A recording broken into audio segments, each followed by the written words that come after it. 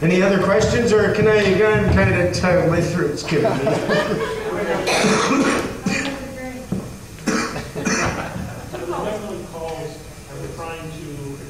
Don't talk like that. Change that. There is no the government. There is no spoon. When someone playing the role of a government agent, focus on that, because you disempower yourself. There is no wizard. Well, when those boys call, they're trying to get you to pay for a student loan. How do you handle sort of? Put it in writing. Send a bill. Send me an affidavit. Essentially, you know what they used to call it well, they call it testify, because what they used to do was guys would walk right up and they would put their testicles on the table. And if you got caught lying, what do you think the hammer was for? Swear to God that was the law. If you lied, whack. That's why women couldn't testify. That's where the word comes from. You lost your testicles if you lied. The whole game of law is pretty much, pardon the language, dick on the table, let's play smack dick. If they don't want to put their dick on the table, they have no standing. It's true, check it out. That's where the word testify comes from. You would lose your testicles if you were lying under oath.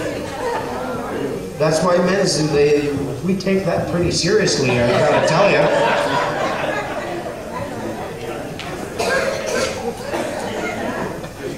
How many didn't know that? You think I'm just making that up, don't you? I swear to God, I am not making that up. That's where the law came from. That's what they used to do. If they caught you perjuring yourself, lying under oath like that, you lost your balls.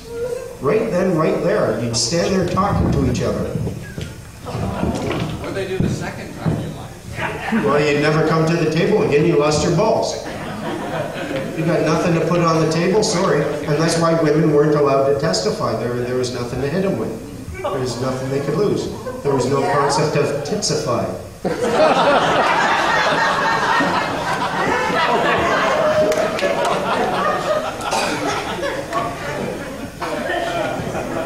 Okay, I guess I'm done. And for the package, for those of you who are interested in helping to support the Think Free crew, the packages that we got available, they're pretty pumped up. I'm pretty happy with them. There's a bunch of DVDs, The Magnificent Deception, Bursting Bubbles with Lawful Excuse, Luke Denis on Money, and then the collection of a couple of ones where I'm making phone calls to the Security Exchange Commission and the CRA. And then there's some printed books.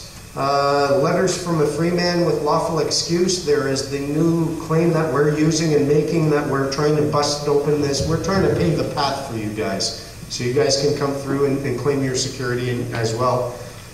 And then there is a short dancing dwarf that comes out of the... No, that's we said no to that, actually. There were logistics problems. And yeah, and then some DVDs. There's Black's Law Dictionary 1 and 2, Think Free CD-ROM, and then my new With Lawful Excuse, a big magic book that I couldn't afford to get printed up because when I created it, I just went nuts. And then I said, okay, let's make it fun. But now getting it printed, they want $90 a copy to print it up.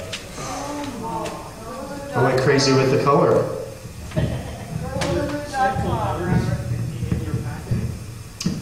Oh yeah, letters from a free man. It's all sample letters.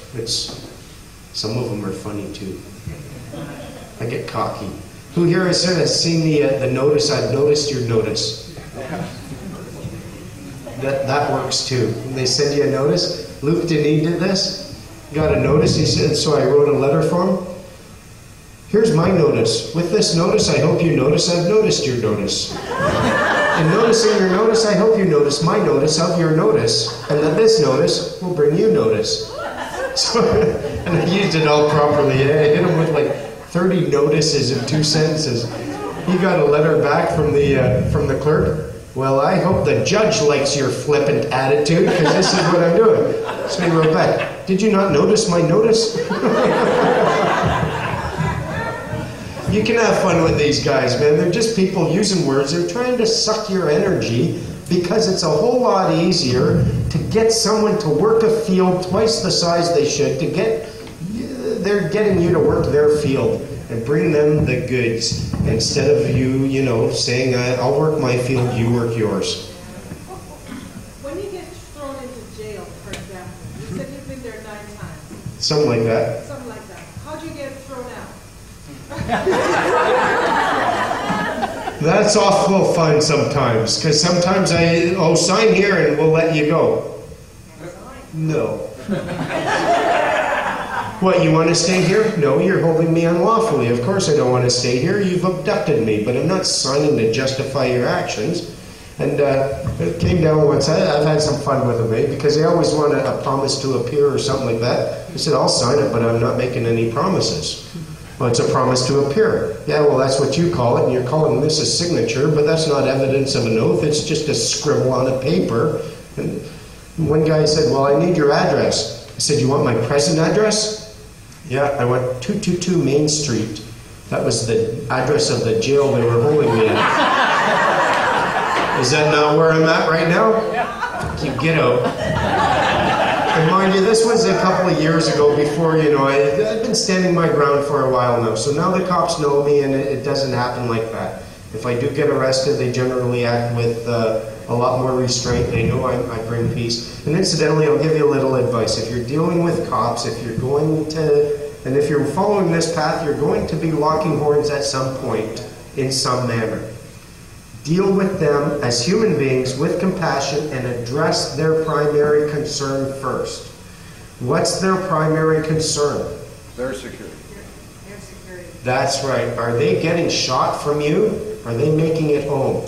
Address that right off the bat.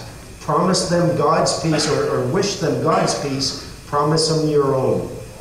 It changes the whole dynamic when you deal with these people. The things that you want to share with them, they might think that you're nutty, but if you say, listen, you might think I'm nutty, but I promise you peace. Take that away from them, suddenly they will be open to listening to what you have to say.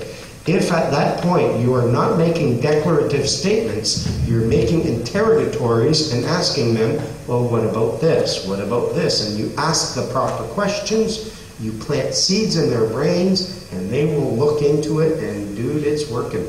But avoid the declarative statements. That's how you kick yourself every time.